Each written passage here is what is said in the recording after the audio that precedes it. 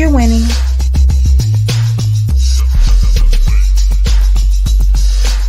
You're winning.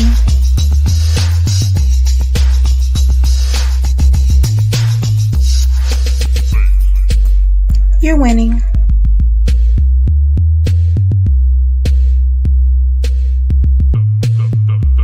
You're winning. Hello, hello, hello, and welcome to another episode of Epic Understanding. I am your host, Coach Love, and boy, do I have a good one today. So often we are discussing issues, men versus women, or women. Should women be in the workplace? Did they ruin the economy by being in the workplace? Are they the cause for all of the, are women in the workplace the cause of the fact that we have so much turmoil with our children these days? You know, teenage suicide, guns in school. I mean, there is a whole slew of issues and concerns that are really new to our nation. And I have to say, a lot of people are pointing the finger at women in the workplace. First of all, is that even fair? Well, I came with a fully loaded panel, a group of beautiful, smart leaders that just so happen to be women to help discuss these issues and much more. They are world leaders and they have worked with top executives. They're authors. And they really thought about these issues and how to be successful. So, without further ado, first I have Leezá. She is a Forbes Council executive and a female leadership trainer. How are you doing? I am wonderful, Coach Love, and I'm really glad to be here. Thank you. Thank you so much. As I understand it, you just got done coming from a really exciting hike. Is that true? Not a hike. It was actually a 3-week backcountry adventure. There was hiking, there was swimming, rock hounding, hot springs, climbing, you name it, we did it. Camping, everything. Oh my God, you are a outdoorsy girl, a outdoorsy woman. That's right. Yes, sir. You know, cheers to you. I would be the girlfriend that you call and tell about that. Deal. You can. Yeah, and then we could go to the beach. Yeah, we can, that's as far as I'm going with you. Okay. All right. All right. Next, I have author and executive coach, um, Angela. You are magnificent. I'm very impressed. We had an opportunity to chit chat about some of your work that you did in China. Um, and I was just blown away at who the 12 people that you had the opportunity to help your work in education, and then all the fun books that you've written. I mean, it's not one, it's not two, it's multiple books, and then you have the opportunity to participate in 15 other books. Oh my goodness. Well, it's a pleasure to be here. I'm very excited about this. You know, a writer always has lots to say. Well, good, good, good. And we're anticipating Khomotšo. She is an ambassador with South Africa. I think she's having a little bit of technical trouble. She was here with us just a bit ago, but she'll be joining us soon. And just Angela, I want you to know we're getting a little bit of feedback, so I'm going to mute you while you work on that. And I'm going to give the first question to Leezá. Okay, okay. So, Leezá, I am curious about these assertions that I'm hearing from the MGTOW world. And for those of you who don't know, that is men going their own way. And uh, they seem to believe that women in the workplace is the cause of all these societal problems. What are your thoughts? Well, my thoughts is that it's very indicative of a simplified male worldview, that there could be one solution and one problem to all the problems that we have. It's also demeaning to assume that a gender, a race, any kind of human category could be the problem that we're having in the world. The balance, and you've heard me say this before, Coach Love, the balance between the masculine and the feminine, both within ourselves and within our economy, our social structures, our politics, is vital. And what we've seen is a tipping of that balance to the very heavily masculine for a very long time, really centuries. And so I think that what may be felt as friction or as appearing to be the problems is the voice of women standing up and saying, no, we're not going to do it this way anymore. This is not working for us. It's not working for our children. It's not working for our families. We just had this massive, indescribably horrific shooting in Texas of elementary school children, the families that are attached to that, and grieving, and the loss of the whole community. And that women are saying, no, we're not doing this anymore. We're not doing it this way. And so I think it's that voice of reason, but also of resistance to the status quo that that particular male population may be speaking to. And I certainly want to emphasize there are plenty of men who do not see it that way.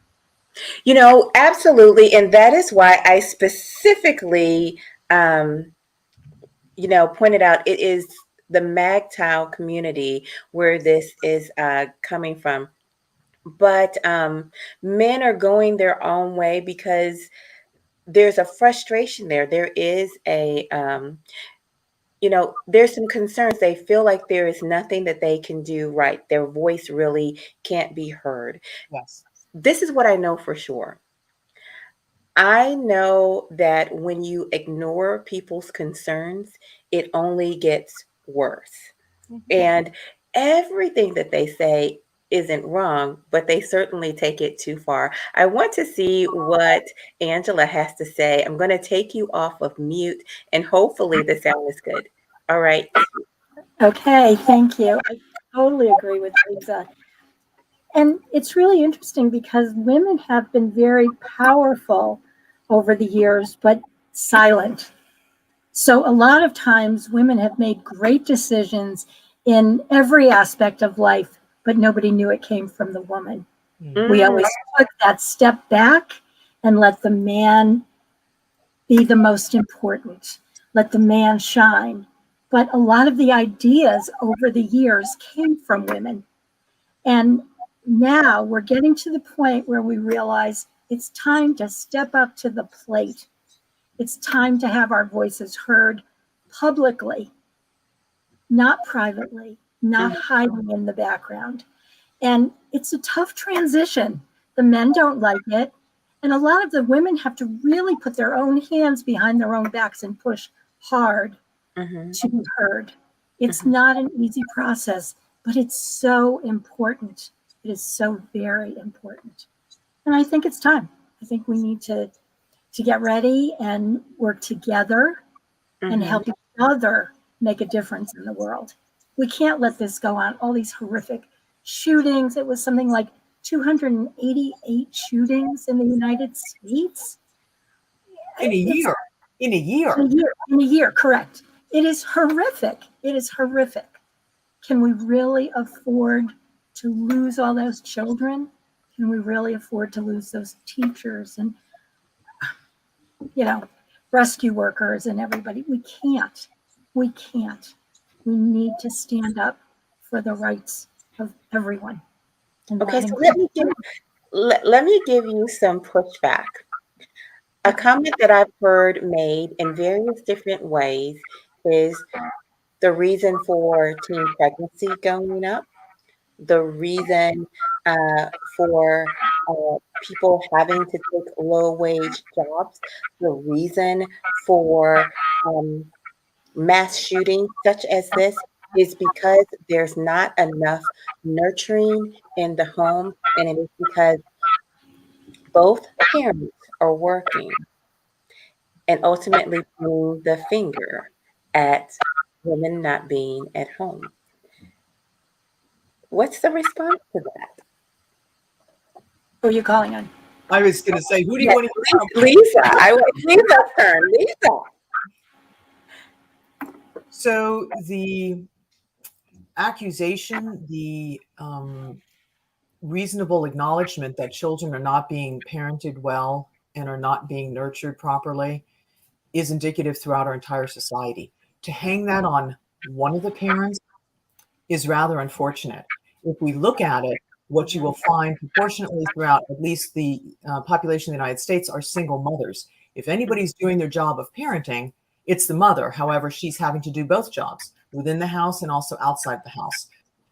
In that regard, what I would very much like to say is what we have been missing also for hundreds of years is a very strong balance of men raising our children with values, with kindness, with compassion, with the idea of Mm. the masculine traits that are really missing. So the men may be in the workforce, but they're not doing their job at home. I would answer that the women who are in the workforce are doing their job at home and in the workforce. Ah, got it. That's very interesting. I have a friend, a friend of the show. I've built kind of a community here. I cannot wait to play that answer for him. He's out of Australia, so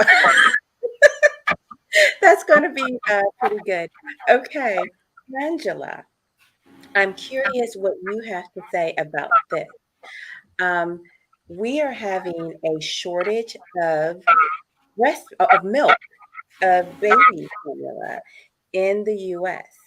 Now, it is odd to have a shortage of something to feed the baby when women come equipped to feed their children. It's very, very odd. Now, I'm going to say every woman does not have that privilege, does not have that honor. Sometimes there are medical reasons why you can't do that. However, if the majority of the women were actually feeding their children with their breast milk, then there would likely not be a shortage. What do you say to that challenge? Again, I think it's blaming the victim, you know? I Mm, mean, interesting. if women go to work and how many of the work environments have pumping rooms so the Mm-hmm, women can get the breast milk and get it back to their children? Not many, not mm-hmm, many. And so, you expect women to be able to do everything. And what does she have to give up? She may have to give up feeding her child breast milk in mm-hmm, order to go to work and support the family. But this whole situation with us being without formula is just incomprehensible. This mm-hmm. should, we're this amazing country. We're so well educated. We have so many things to offer, and we let this happen. I, Mm-hmm. I, I just can't even wrap my brain around it. Never should it happen. Never.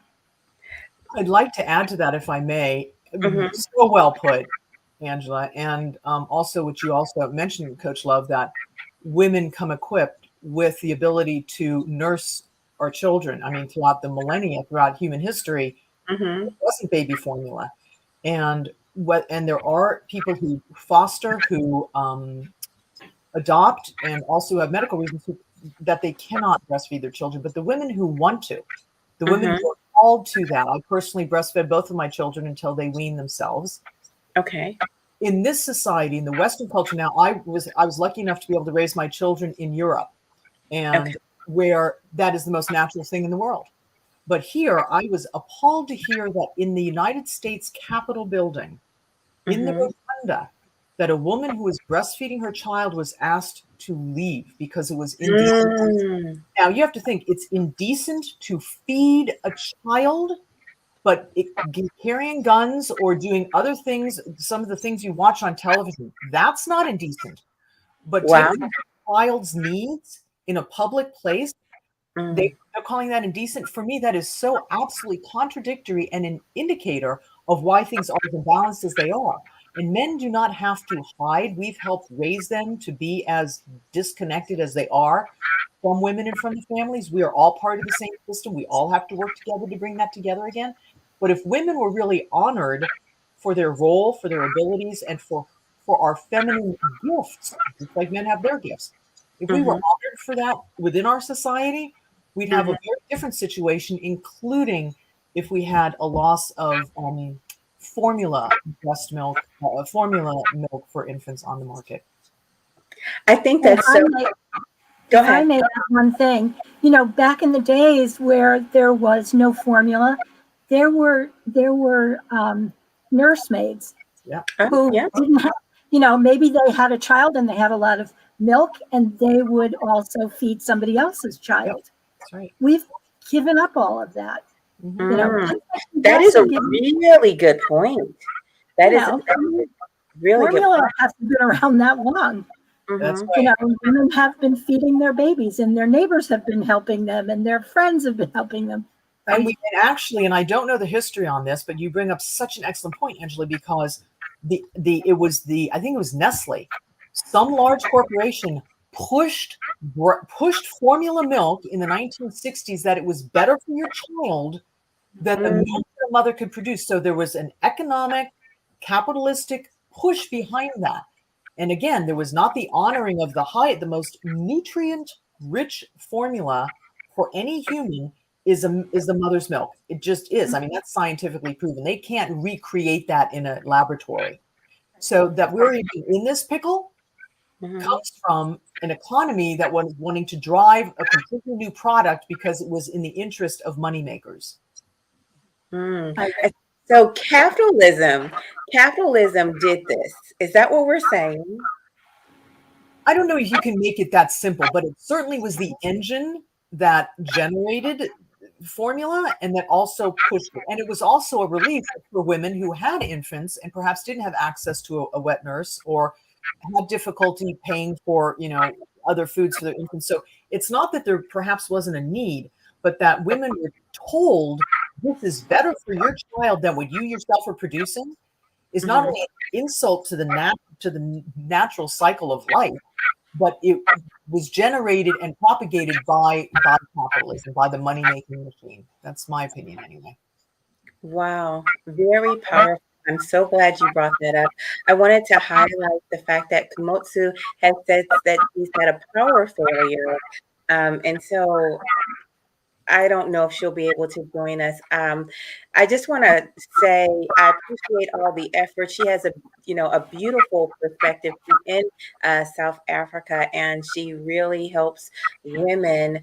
She empowers women in their political career. I want to acknowledge that when running for office in her area, one of the risks that you take is getting raped. And they use that as a deterrent so that the women don't run.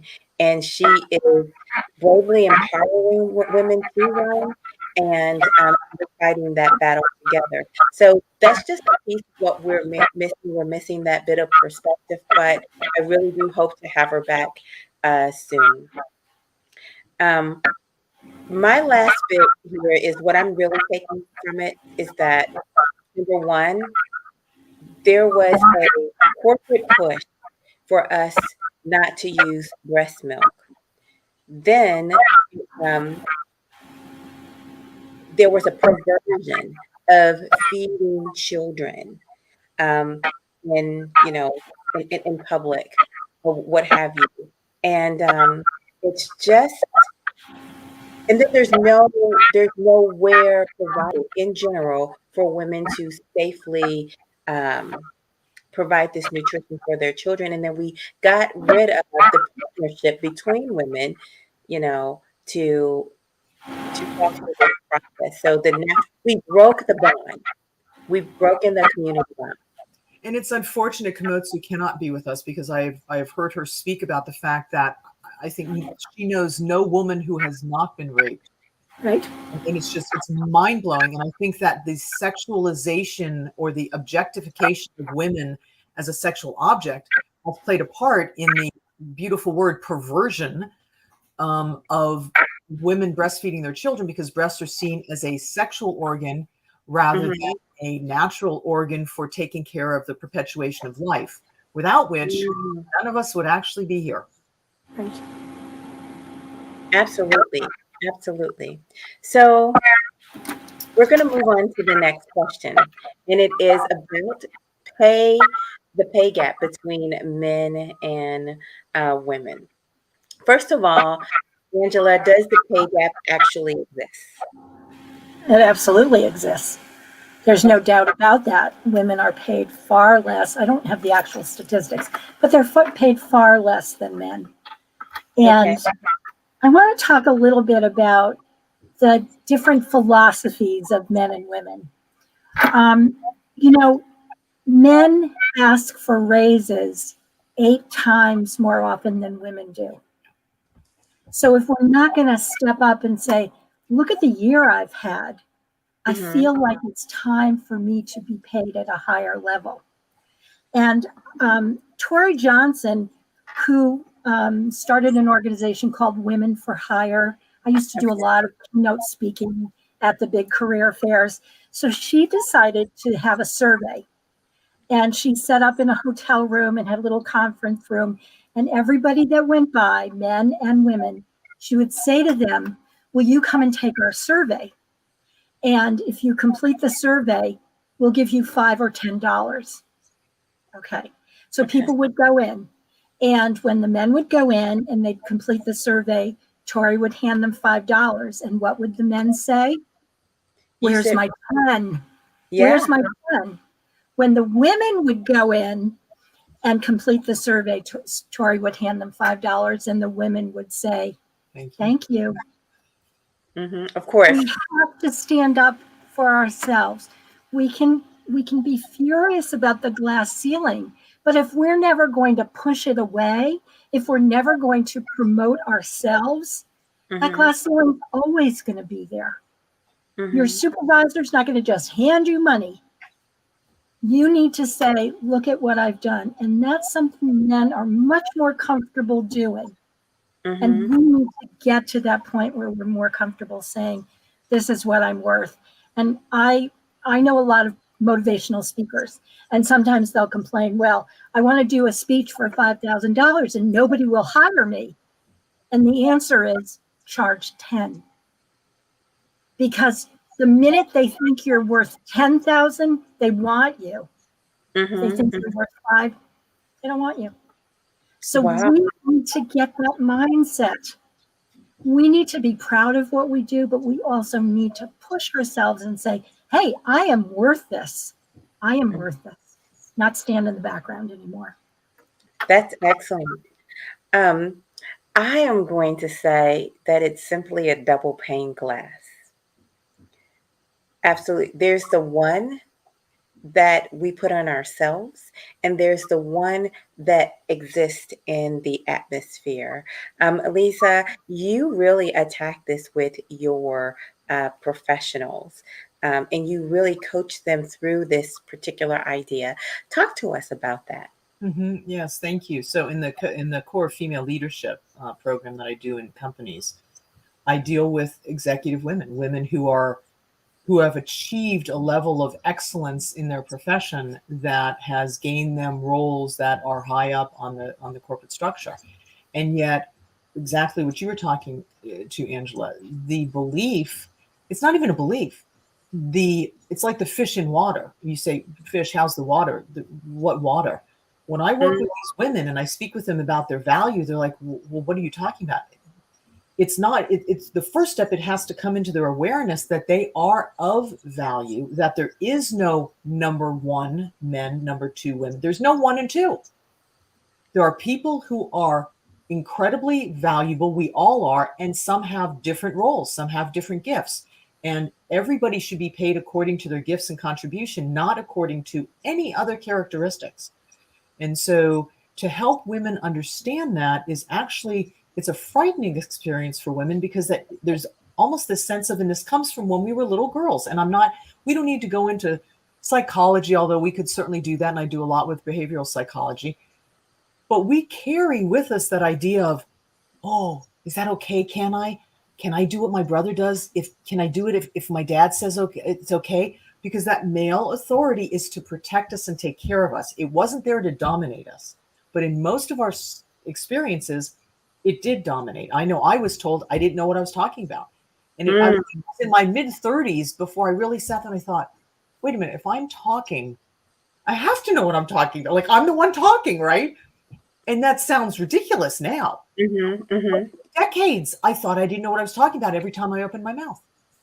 And so when I work with these executive women and I speak to them and I ask questions is the basis of my work of, why did you do that? Why do you believe that? Why is that? And they take back and they're like, I don't know. So it's that reflection. It's that opportunity of really looking at, how do we view ourselves? How do we view our value? And how do we view our value to the world? That really is going to help happen exactly what you're talking about, Angela, is that we have a voice. But until we make that internal shift, first of all, understanding that we see ourselves as less than, and then understanding we are beautiful and equal to everybody. We are not better and we are not worse. We have a contribution, and then we can have our voice. It will come naturally. Very interesting. Very interesting. Angela, do you have more to add? Well, I wanted to tell a little story. I worked at a university and I was a staff member. I worked for the dean of the graduate school, and he was also an associate provost. And then I was made assistant dean for academic services. I was the first female staff person to become an assistant dean. Everybody above me was male. And so at one point I wanted to have a big conference, a breakfast, to help all the student advisors and the head of the sports management and the head of international services, all these people come together so that everybody was on the right page. So an advisor can't say to a student from another country, oh, you're not doing well in that subject, drop it. Dropping that course might mean they had to go back to their country. They didn't get, they were there and they had like specific number of courses, or they were on a sports team. They can't drop a course, right? Because then they're off the sports team. So anyway, so I planned this whole thing, and my supervisor said to me, good luck. They never listen to staff members. So he came to this event, and faculty members were coming in by the droves. And he looked at me and said, I have no idea how you did this. Because you see, right there, it's, you're a woman, you're a staff member, faculty won't listen to you. The heads of departments won't listen to you. Yeah. But I wouldn't take that. I planned something I knew they'd be interested in. And it helped the students tremendously. But you had to always push the envelope, push the envelope, push the envelope. You gave an excellent example of what pushing the envelope looks like. Leezá, as a coach, what key components can you point out that, women can systemize in order to still be seen as appropriate while pushing the envelope? Mm-hmm. So I have a specific acronym of steps that I take people through. But the first one is really awareness, as I mentioned earlier. And kudos to you, because Angela, not only did you provide a completely different framework for everybody to enjoy, but you role modeled. How many of those people were women who saw you doing that? And that's what we need, is that role modeling. So I'll give you an example as far as what one can do. First of all, becoming aware, having that awareness, then reflecting back in a factual manner. And then from there, hopefully you will have had enough value of yourself to be able to affect a change. So I'll give you an example. I was working with someone, a gentleman whom I highly respect, a very seasoned consultant, and he had asked me to come on board to work with him because of my background in conflict resolution and my work with women. Mm-hmm. And so as we were talking, we were working out a partnership agreement. Somehow we got on the subject of equality. Okay. And I have recently moved to the United States a number of years ago, but I spent most of my life overseas, and I've worked around the globe. But I don't have 35 years of networking in this culture. Mm-hmm. And so we were talking, and I mentioned something about equality. He said, "Oh, we're not equal." And I said, I'm sorry, what? He said, well, we're not equal. Mm. With his hands, he said, I'm here and you're here. And I looked at him and I thought, he could not have just said that, right? And so I reflected back. I said, I just want to make sure I understand what you're saying. You're saying that we are not equal, that you have a higher value coming into this than I do. And he said, absolutely. And so at that point where I had the facts clear, I went to my own value. And I turned it in a very interesting way. And I said, wow, you know what? We see that very differently. I would never consider you below me merely because you've worked in one culture and I've worked in 38. I would never consider you less than me because I am a certified mediator, certified leadership coach, certified in nonviolent communication, and you don't have those certifications. I would never see you as less than me because you bring something else to the table that I don't have. And so I actually did that for myself. That's great. I did it for him. And I ended up working with him for years. Wow. Did his attitude towards you change? No, but I actually, he didn't have a bad attitude. He was one of the people who is saying that women are ruining the economy. He is a product of a culture that we have all participated in. Men cannot be discriminatory unless we allow them to. It's not possible.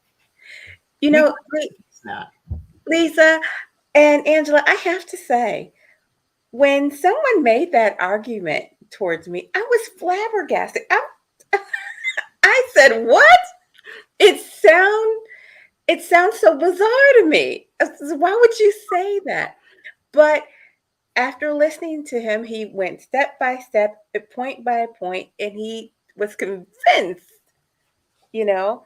I was like, wow. Even so much so, too, he said that it is the reason why products are not made with quality anymore. I was so surprised. I was so surprised. Well, if you think about it, what we try and do is we try and orient in the world, and we orient by our belief systems. And so people create belief systems that help them make sense of things. And so if he's putting all those, the three of us would look at the same facts, and probably completely different conclusions, right? Maybe even different from one another, but different from that. And so one of the premises of my work is to seek to understand. So to really find out, like, Howard, just like with this person saying to me, you're here and you're here. It's like, let me try and understand that, right? So trying to understand, how would you put the world together that women are at fault for all of this? It's intriguing. I must say, I wasn't insulted at all. I was actually intrigued. I was like, really? Tell me more about this.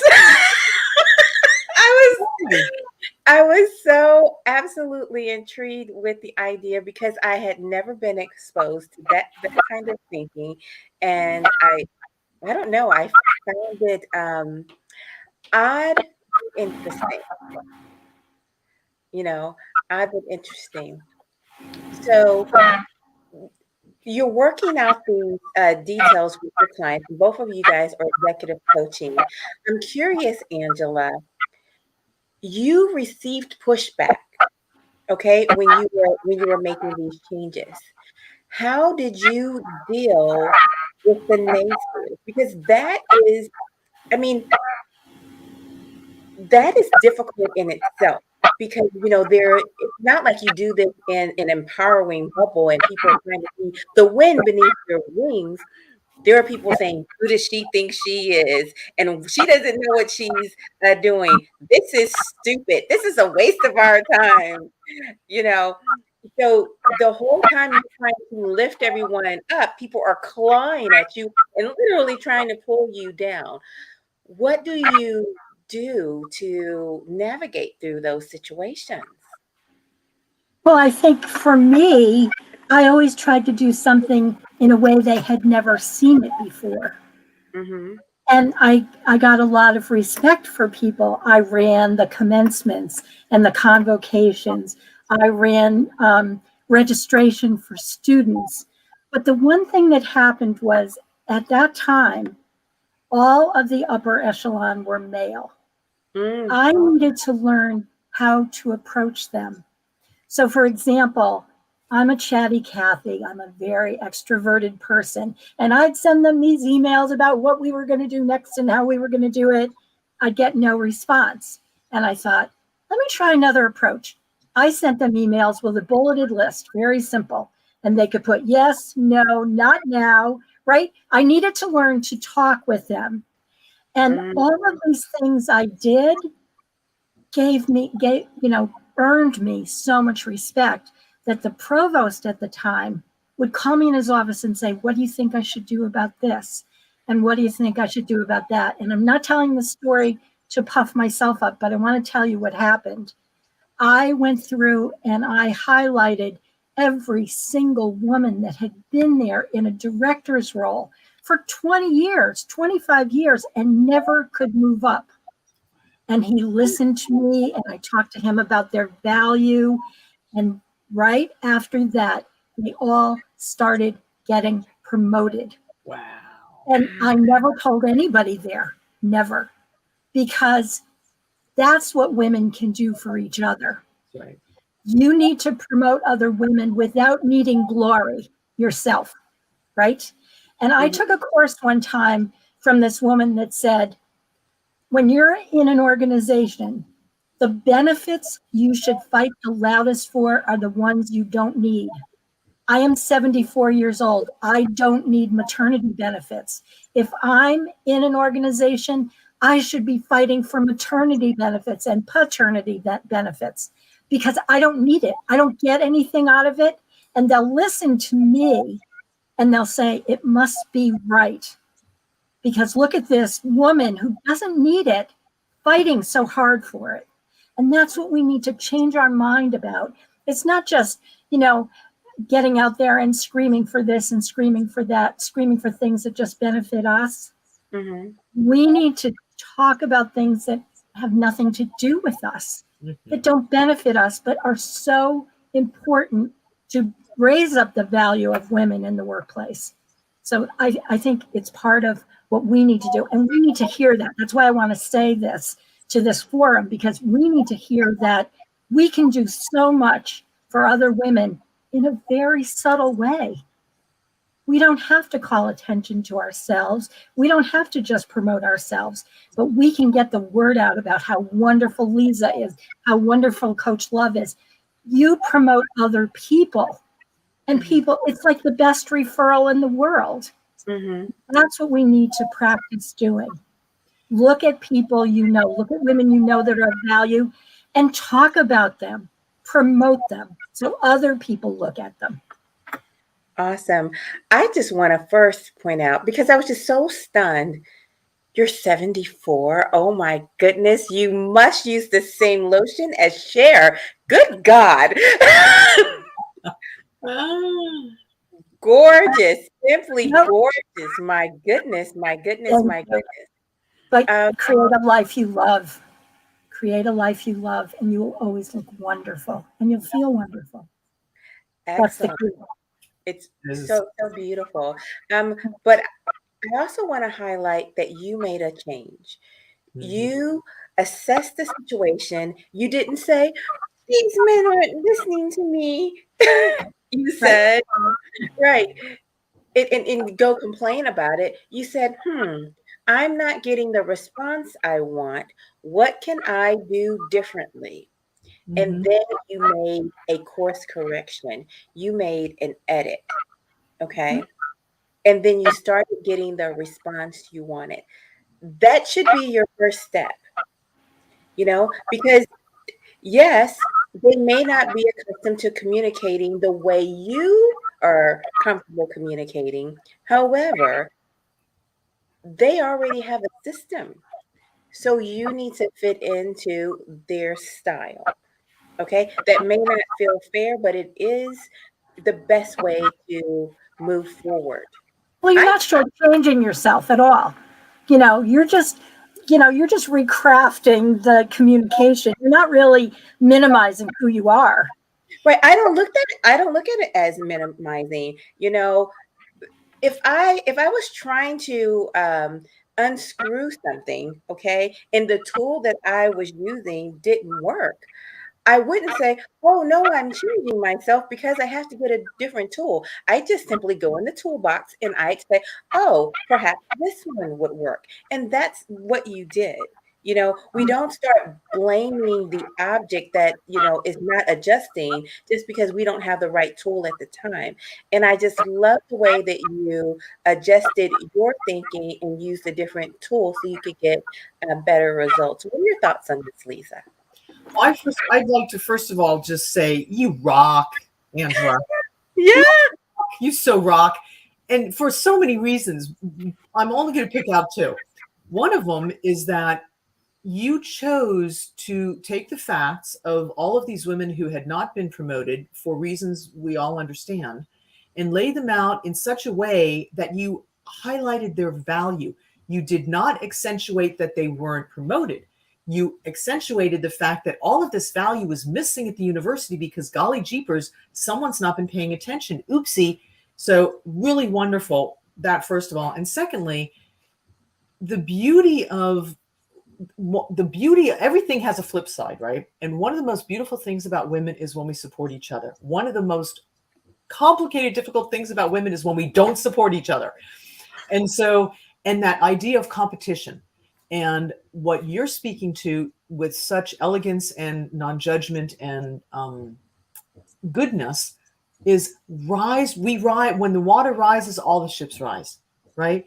And so when we speak to those rights that or benefits that people need, maternity, paternity, whatever it is, equal pay, everybody benefits from that. And it's really wonderful to hear you speak to that and also to be educating women to do that for and with one another. So those are my thoughts. What was your question, Coach Love? I was just going to say, did you have any tips to add about navigating a system that may not be conducive to your communication style? You're the first. Maybe you are the only woman in the boardroom, and so they have a good old voice because they go to a cigar bar, they go golfing together, they hunt. So they do all of these things. They play poker. They do all of these things that are not particularly female, I don't know, female welcome. They're not, things that typically females are, they don't show there. And they're often excluded. I just worked with one of my clients yesterday who said that they were in a leadership meeting and the CFO was talking to one of the leaders and they were talking about, we were working out yesterday at the gym, whatever it is. Well, she doesn't work out with the CFO, right? Or that already establishes a particular relationship that she is simply excluded from, period. Right. And we discuss the rights and the wrongs of that, but it is simply so. And so the question is, so how does one navigate that? One of the tools that I use and I find incredibly impactful. It's known in the world as nonviolent communication. I'm certified in it. I worked for years with Dr. Natalie Rogers, Carl Rogers' daughter, and translated and assisted her in her trainings in Europe. And Carl Rogers designed them as I statements. I call it impactful communication. It's 4 steps. The first is you start with the facts, as I was talking about earlier. And that's exactly what you did, Angela, by pointing out, look at all these women. They have all these values and they haven't been promoted. There's no judgment. It is very neutral. They are facts, measurements that everybody can agree upon. And then we can speak about our feelings, not an assessment of what other people have done. I'm surprised that all of these incredible women are here and they haven't been promoted because, and then we give our desire or what motivates us, what's important. I'm surprised because this institution values contribution, values people with high intelligence, with high integrity. And we want to promote people from within. So then we go to the request. So I'd like to know, are you willing to look at some of these dossiers and see if any of these women are people you would like to promote to another level. So a very concrete request at the end of that. And it's powerful because you have not attacked anybody. You've spoken to the facts. You've spoken personally about your engagement with this situation. Mm-hmm. You make a request, which is not a demand. It's literally a request. Are you willing to look at this? Or the next time, would you mind doing it this way for me? Or could you possibly answer for me why it is that way? I'm trying to understand.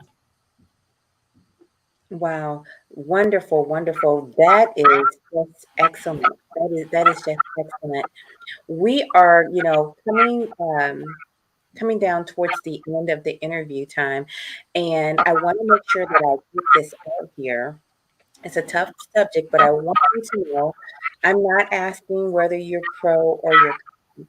What I am asking, or what I am looking to talk about, is where we are and where we're likely to be for a while. We are likely to be at a place where some states have legalized abortion and some states do not have legalized abortion. In doing that, there are going to be some outcomes, okay? What do companies need to do, and what do women need to do in order to be successful in that world? I'll give you an example. If you live in a state that does not have legalized abortion, the foster child rate is likely to go up because you're going to have children born to parents that don't want them. So we will need to address that issue. On the other hand, if you live in a state where abortion is legal, then you're likely to have this rush of people coming to your state for the purpose of getting an abortion. I don't think it's a good idea. I don't think we would get anything done talking about pro or con. I just want to know how to navigate where we are, and what your thoughts are on that. Who would like to go first? Well, I can begin. First of all, I just would like to make one note about what you said of having more foster children, because where people are going to have more abortions because they don't want the children. Mm-hmm. I've never heard of people having abortions because they don't want the child. There are other reasons. So I'd like to just frame that a little differently. Okay. I feel that health sovereignty and education is going to be a key role. Mm-hmm. Right. So in the states where abortion is illegal, Mm-hmm. that the women are informed of what are their rights and what are their possibilities. If they have been raped, if they have health reasons where they are unable to give birth, or it's an ectopic pregnancy, or if they carry a child to termination, that it may be life endangering for themselves. Mm-hmm. What do we do in that situation? And if they could carry it to full term, what are the options of fostering or adoption and so forth? So I think education is going to be critical in the states where it is illegal, as well as in the states where it is legal. Mm-hmm. What are the options? What is safe? Does it have to be an abortion? Are there other options that you could undertake Mm-hmm. that are healthy and safe for the mother and also for the child, that it could promote life? So there's a whole lot of education that needs to be done, and that needs to be done in a way that's really thorough and not biased, so that women who are the carriers of the children are able to make an informed decision for their well-being and for the well-being of their physical self, really. Mm-hmm. Mm-hmm. Okay. Angela, what can you add to that? Well, first of all, I love that, Leezá, because, I'm wondering how many people are thinking about the educational aspect of this. Yeah. Mm-hmm. Do they have answers for any of it? I mean, I've heard people on TV talk about, well, we'll just take care of them, when in the foster system is horrific. There's no education. It's just so sad. And on the other hand, all the people that would love to adopt children, the price for adopting a child is unbelievable. So are they going to drop that price so the people that want children can adopt them? I mean, we need to have a comprehensive system. You know, whether it's right or wrong, everybody can battle all the time. And, you know, I live in a state that absolutely supports the reproductive rights of women. And if you say, Coach Love, many people are probably going to want to come to this state because of it. And have we thought about that? Our governor is talking about how we will absolutely promote the reproductive rights of women. That's wonderful. But what's going to happen next? You know, I'm very curious about what's going to happen next. And I don't want to get too far into it, but the fact of the matter is sometimes mothers don't want their children. And I'll give you an example. You have a child, that's how children end up in dumpsters, you know, or left somewhere. These are outcomes of people who don't want their children. I'm not making any judgment. I'm just saying these are things that happen based off of certain conditions. Okay. It happens where a mother decides that's not the best thing for her. Another question I have is if we believe that and we accept that life begins at inception, does that affect child support? And this is going to sound very odd, but if that is so, does that affect immigration? Meaning that if that life begins at inception, does that change citizenship laws? Is that person now a citizen of the United States because inception was here? I'm just wondering how far this would go. That might sound like a silly question. I'm curious about child support. When does child support begin? And what responsibility is there? So I'm just curious, what things are we open to changing in particular states based off of a particular idea and things that we accept? What are your thoughts, Lisa? Did you ask me? Yes. Well, first of all, I think we're one of the only countries in the world that you have citizenship because you were born here. Most countries, your citizenship is based on your lineage.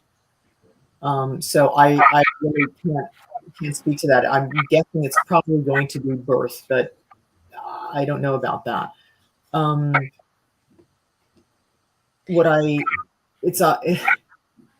It's a hard thing to, again, I would come back to education, right? So you're talking about inception of the child and you're talking about child support. So if we look at what child support means, what it's been translated into is dollar signs. Okay. All right. Let's say that's what we're going to call support. If anybody, I've raised 2 children. I don't know about you all, but it's not just dollar signs like that. That sure helps in a lot of ways. But that's this much of raising a child, maybe that much. And so I think that we would have to start really looking at what does child support mean? How much time and energy does the father, if that's the one offering the support, which I'm gathering, what are they going to have to actually do? And if it is going to be monetary, how much does that mean? If you've looked at the price of raising a child for 18 years, it's astronomical.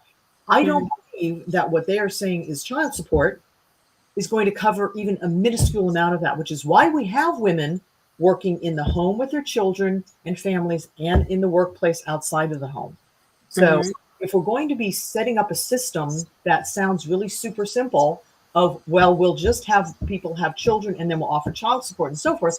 Okay, but let's be really clear on what that means and base it on facts and realities of what those women are going to need to raise those children. And that, as Angela was talking about with the foster system, which is a whole nother can of worms, has not been happening. And I will add on this point, going back to your original, the gentleman that you spoke to, a lot of the people making the decisions on these issues are not women. That's very true. right? And so if we have a moment, I'd like to read you a quote from a woman who actually wrote the Battle Hymn of the Republic of the United States of America, Yes. who spoke about women's rights and war and how different things would be if women were the ones making the decisions, because Okay. the world would look very different. Do you want me to read that now? Yes, yes, please. Yes. Sorry. Okay. You have the floor. I was so excited there for a minute. So I'll read the first part. I can go on, but there's 3 paragraphs. Here's this one. Julia Ward Howe is her name. I was visited by a sudden feeling of, this was during the Civil War. I was visited by a sudden feeling of the cruel and unnecessary character of the contest. It seemed to me a return to barbarism. The issue having been one which might easily have been settled without bloodshed. The question forced itself upon me. Why do not the mothers of mankind interfere in these matters to prevent the waste of that human life of which they alone know and bear the cost? And I'll read the last paragraph. Arise, women, Howe commanded. Say firmly, we will not have great questions decided by irrelevant agencies. Our husbands shall not come to us reeking with carnage for caresses and applause. Our sons shall not be taken from us to unlearn all that we have been able to teach them of charity, mercy, and patience. We, women of one country, will be too tender of those of another country to allow our sons to be trained to injure theirs. Very interesting. Very interesting. I like the part about charity and patience. I'm often asked about the most attractive quality in a man, and I always say patience. So it is. It's just the most attractive quality. There's a question here or a comment. There are men who raise their own children alone as well. To imply it is only women, women is a problem. It's totally wrong. Absolutely. Okay. And I So know amazing single fathers, and support goes the same way. And if they're not getting support from the mother or from the father, from the other parent, the state needs to step up somehow. Absolutely. Now, the penalty these days for not providing financial support is often jail time, or you lose your license, something of that nature.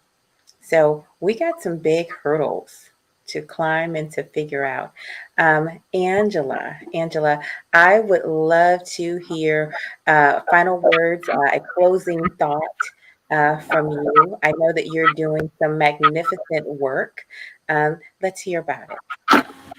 Oh, well, aside from writing constantly, I've been very lucky to be invited to be on lots of podcasts. And there's a message that I always want to get out to the world, and that is to celebrate your uniqueness. We won't stand in the background as women if we celebrate who we are. Step into your own skin. It's when you look the most beautiful because you know who you are. Stop craning your neck around to see what other people have or do or own. Be yourself. It's the most beautiful thing. And there's, in this country, the lack of self-worth is just horrible, men and women. And we need to get to the point where we honor ourselves so that we can be better citizens of the world. We need to step up to the plate and be ourselves because you're good enough. People forget that. And I also want to add that I have a son who's a single father, and every day I am so impressed with his patience and understanding for his daughter. The things that he does just makes me feel so proud as a mother. And unfortunately, in this country, we've lost that nuclear family. And, you know, where the grandmother was around and the grandfather was around and the aunts and uncles were around to give support. And so we need to start looking at that again, whether it's actual biological family, or a collection of friends that you really trust and you have the same values, so that there's somebody that can watch over all the kids and be worried about all the kids and help all the kids. We need to help each other. That's all I can say. And the other thing I tell people is you have a hand at the end of your arm to bring the next generation up. Help each other. Wow, that's beautiful. That's beautiful. And I don't want to put you on the spot, but you do have a book that you recently wrote. Is there a copy by chance you could hold up? Oh, yes, yes. So my first book was all about careers and finding the perfect job, because I am a career coach. But this one is my playbook, and it's called A Boomer Chick's Guide to Online Dating. You're never too old to look and love. And I am a big proponent of online dating and how to avoid the scammers. Oh boy, you know what? That's a fun conversation in itself. Maybe I can have you back and we can just have some fun chat about that. I would absolutely love it. Leezá, do you have any last words that your reading was spectacular. Do you have anything that you'd like to promote or any last words? So promoting, I'm always writing also. I have actually a wonderful book, Connected Parent, Empowered Child, on Amazon. And it is the best practices of raising children. And my daughters, both of my kids are my best friends. And they are solid and happy and strong in the world. And they have a sense of self-respect and self-love that really will contribute to the whole world. That's what we really want. So that, I would invite people to that, as well as my Parenting Success Blueprint online training. But other than that, my coaching, I love to support women, as Angela was talking earlier, to recognize their worth and to live from that place. And when you do, it's a very easy process then to be successful, because when you know your value, you just take the gifts that you have and you bring them to the world. So I guess the message that I would leave with people is to just give yourself permission to love yourself. It really is the most compassionate thing you can do for everyone. The idea of selfishness is erroneous. To be selfish, to love oneself, is the most giving and generous thing you can do. That's been my experience anyway. Excellent, excellent, excellent. I must say that it has absolutely been my honor to have your powerful experience shared with our audience.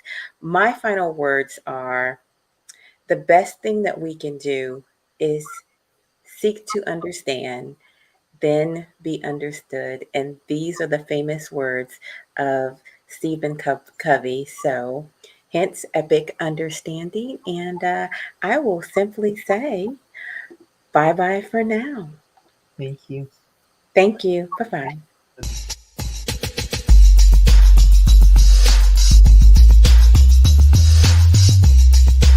You're winning.